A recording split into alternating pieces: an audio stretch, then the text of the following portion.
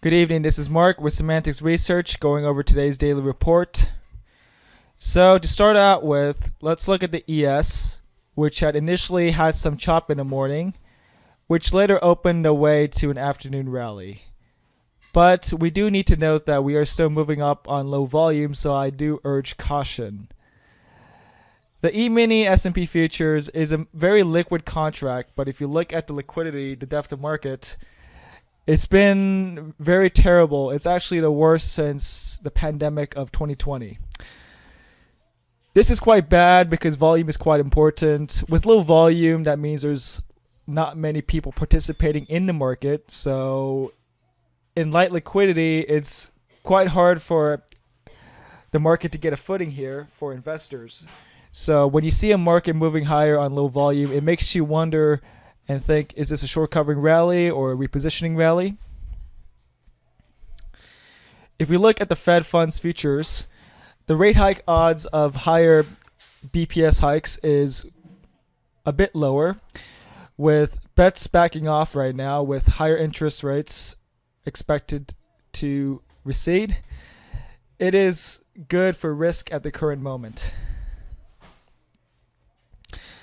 If you look after the bell, Snapchat had quite horrible earnings with poor guidance, and it is currently trading down about negative 30%. Snapchat has been citing macroeconomic factors for its lowering of guidance, while Wall Street is saying this is an isolated case, but it's quite ridiculous to say this is an isolated case because it's like they forgot Walmart and Target have been lowering their guidance last week. Yes, Snapchat is not a canary in a coal mine to look at for the economy, as they are a relatively small company versus giants like Walmart and Amazon. But you're starting to see companies cut jobs, which you could see with their guidance lower, and companies starting to downsize, like Amazon, reducing their warehouse space. A lot of companies have excess inventory that they're going to have to dump for cheap, as well as since demand is not going as well from the consumer side. This question, and the question is, do we see any of these issues that created high inflation recede?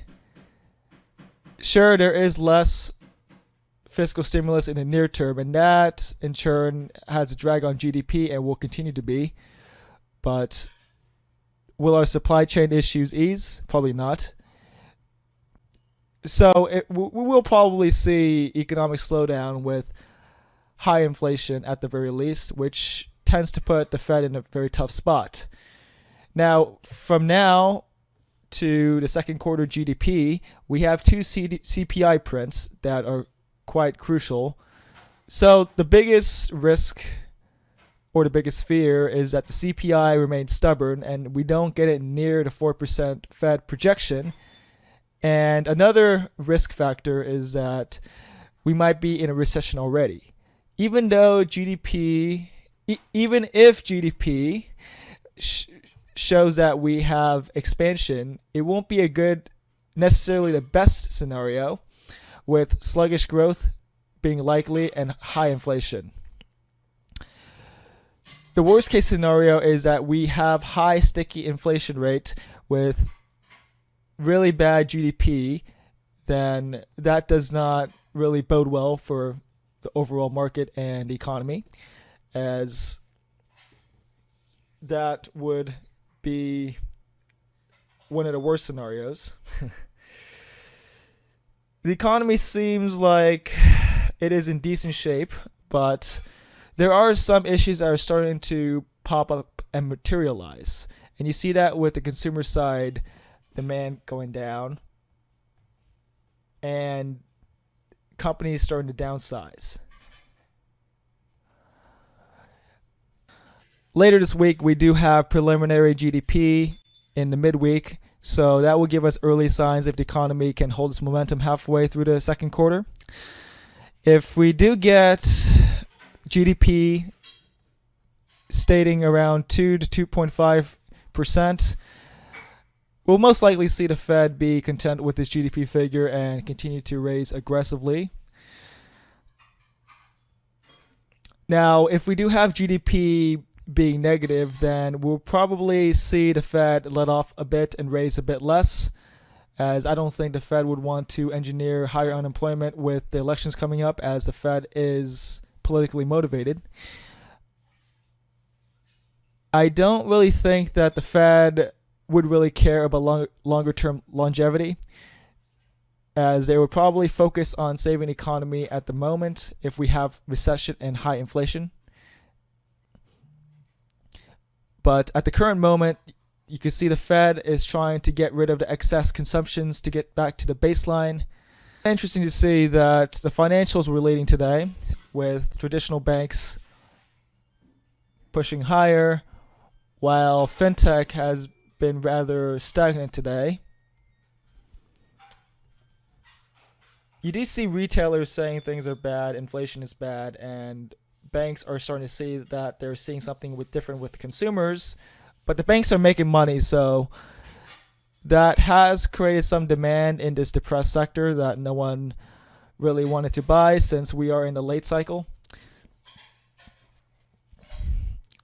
So basically, banks are saying that they will see modest growth in their loan portfolios, and if interest rates do not rise from here, they could do pretty well. Another data point is that with higher interest rates this first quarter of this year, we were still able to originate decent amount of loans, but in general, this is not really a good environment for financials, as they only do well at the beginning of an economic business cycle. We are starting to see a bunch of layoffs, and we must be mindful of potential mass layoffs. You will probably see, at the very least, some larger tech firms starting to downsize as they appear quite bloated.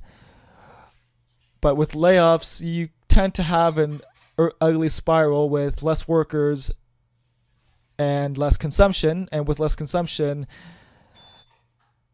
companies will have to downsize, and then people will not be able to pay off credit and afford housing.